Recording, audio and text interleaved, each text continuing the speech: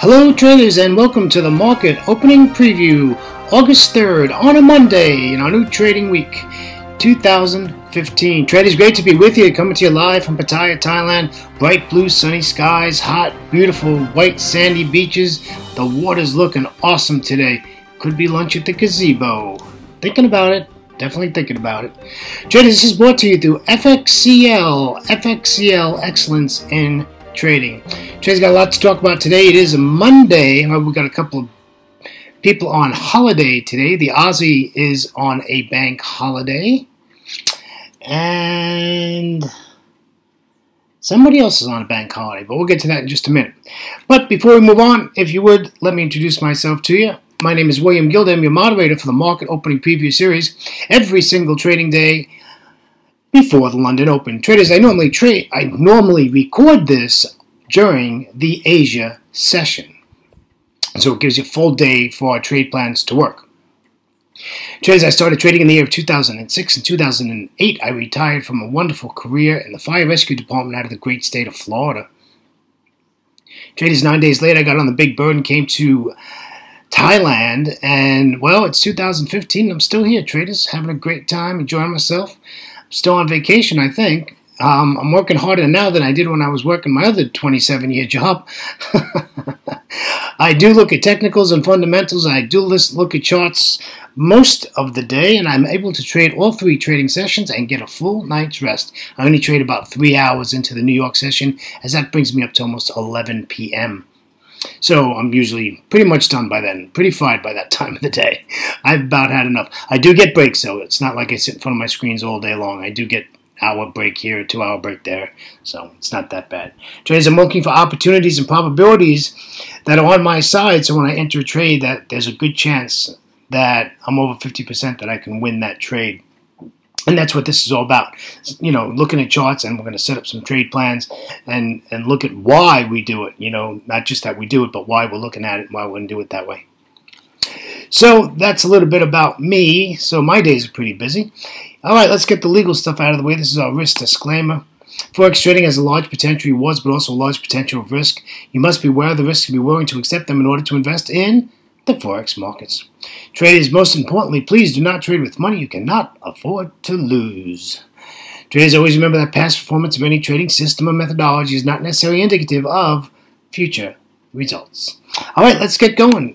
News and commentary. Let's take a look at the closing numbers on Friday. The US 30 closed negative 0.31.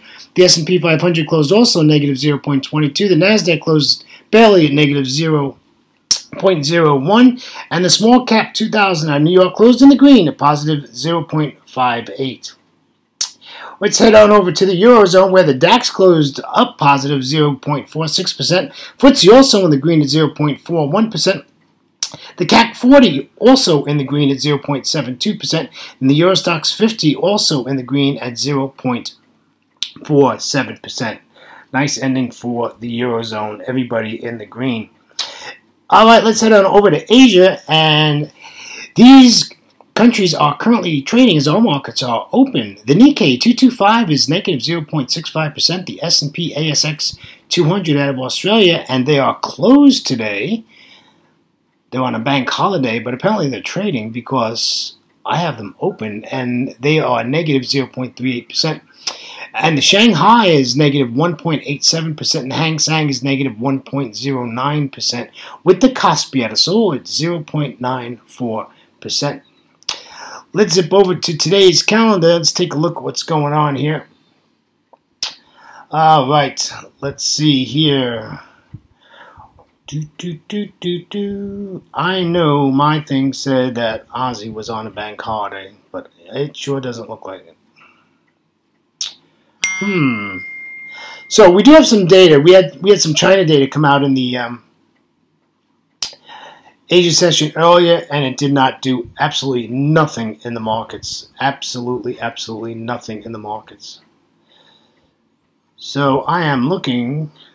We have German manufacturing PMI today in 55 minutes after the London session opens, and then 35 minutes later after that, we have the Great British Pound Manufacturing PMI. That will be a mover and a shaker. It always is. I only got whipped by that one time, and I'll never forget that one. In the U.S. market, we have ISM Manufacturing PMI. That is another mover and a shaker. And FOMC member Powell speaks today in the U.S. So that's what I'm seeing so far. In our economic calendar.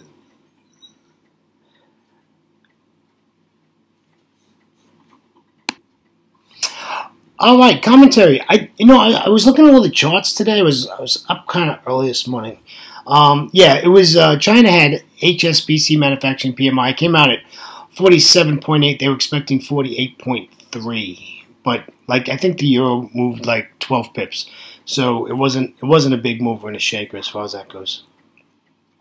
So I was looking at charts earlier today and absolutely realized how really good these charts are looking today. I think we got a really good trading week ahead of us. I'm looking forward to it. Looking forward to making some pips, and yeah, I think it looks good. A lot of these charts are at resistance and support areas for longs and shorts, and we're going to take a look at a bunch of 30-minute charts. Traders, remember that each candle on the chart is 30 minutes in duration. So, as usual, let's take a look at the Aussie dollar. So this had this big update here, and I think that was news, and then all of a sudden, you know, like the same day, it came all the way back down again. And in fact, it did. New York brought it all the way back down, and now it's sitting down below this 200 exponential moving average. So, you know, I'm looking for this to come up to this pivot point and give us a down trade. Listen, if it comes back up to the 200 and gives us a bearish candlestick formation, you know what? Grab it and run. The dollar is still strong, so there's no reason not to want to take this to the bearish side, and I don't want to buy the euro dollar. I have no intentions of buying the euro dollar, folks. If it wants an update, it can have an update, but it's going without me. I just want to sell the euro. So I'm looking to get in at 1.0996, and I'd like to get out at the S1 pivot at 1.0896. So really nice trade plan here. Plenty of room to move. You know, you don't have to be exact, you know, for the entry. You got some wiggle room here. Got plenty of pips to trade. So, you know, just remember that these are 30-minute charts. So, you know, I think this is a great trade. I think this is really going to be fine. It's going to be interesting to see. I look at my charts about 2 hours before London opened because I'm noticing these moves are starting to happen like an hour and a half before the open, and 2 hours before the open, the moves are starting to happen. So I'm starting to look earlier and earlier. Pretty soon I'll have no breaks during the day. I keep doing that. All right, let's take a look at the pound dollar. Pound dollar's in a great spot right here. Sort of funky pair, you know. This pair has been all over the place. Absolutely all over the place. And I marked this chart wrong, by the way. Yes, I'm looking for an up trade. I want to take this to the upside. So I want this to give me a bullish candlestick formation at 56.16, but I want to get out at the 56.85 area, and I have the take profit all the way down here at support. So that's a mistake, okay? That's a mistake. That's an error. We want to get out at the R1 pivot on this pound. We want to get out at R1, not at S1. That was my mistake. Sorry about that, traders. Glad I caught that though. But yeah, we're at significant support here. Got the 200 right below it. I mean, why wouldn't you want to buy this, right? Just buy it, and we'll see how it goes. It is a Monday though. It is a Monday. All right, let's take a look at the Aussie dollar. This is the Aussie. I only want to sell the Aussie. I don't want to buy the Aussie. If this comes all the way back up to this resistance area with that yellow line, and above it's the green line, which is a 200 exponential moving average, and then comes back down, that's fine. I'll take it from there. But I really do not want to buy the Aussie dollar. So I'm looking to sell this. I want to sell. So I'd love to get into like 0.7289, 85, somewhere in that area where we get away from that ugliness on the left-hand side of the chart, even though I have to say the whole left side of the chart looks pretty ugly. But we'll take it down from there. We'll take it down to the daily S1 pivot at 0.7240. I think that's a pretty decent trade right there. Let's take a look at the Euro Aussie. The Euro Aussie looks really bearish.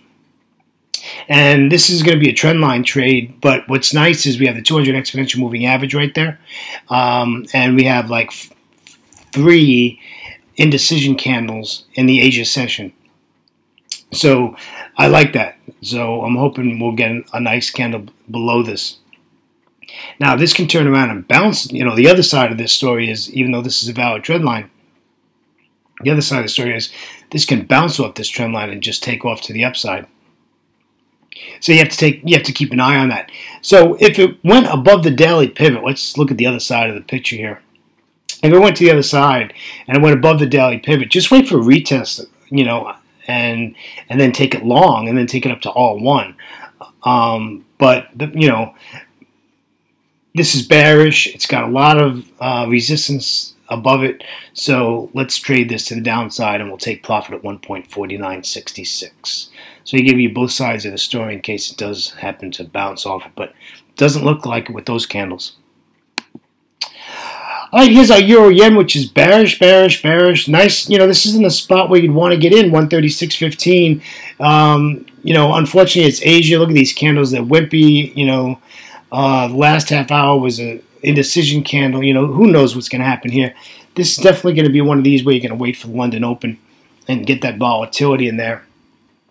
And again, you know, if for some reason it does break the 200, goes to the daily pivot, I'll sell it from the daily pivot. That's not a problem. But I'd love to get it at 136.15. And if you're really conservative, you can wait till you get down to 135, like 90 or 95, to make sure you're below that 136.00 level, psychological level, and all that. Because you know there's a bunch of orders sitting there to go in the opposite direction. So yeah, this is going to be an interesting trade to watch today. The Euro Yen. Sort of liking it myself. All right, let's take a look at the New Zealand dollar. The New Zealand dollar is bearish, bearish, bearish, bearish. This is in a beautiful spot. This looks like a great trade. You know, we're really in an area where we could take this trade now if we had a bearish candlestick formation. I'm hoping it pulls back up a little bit to the 0.6592 area, and we will sink this baby down to the daily S1 pivot at 0.6536. So that looks like a really good idea on that part. So yeah, I'm looking like this really looks nice, this New Zealand dollar. Just hope dollar strength stays up. And if you don't have a dollar chart or a dollar index chart on your platform, just use the dollar yen, and it pretty much mimics the dollar. So if you use a dollar yen chart, if you don't have the dollar index or a dollar chart on your platform, go and use that. I always watch. I have a small Toshiba notebook, and the only thing that's on that computer is the dollar chart, and that just stays. It's not on my desk; it's on the side, but it's where I can see it, and I just always look over at it and just see what's going on with the dollar, and make sure that dollar remains either strong or weak or sideways. But it's good to know what the dollar is doing all the time. Traders, on behalf of myself, William Gilday, and our great friends at FXCL, Excellence in Trading.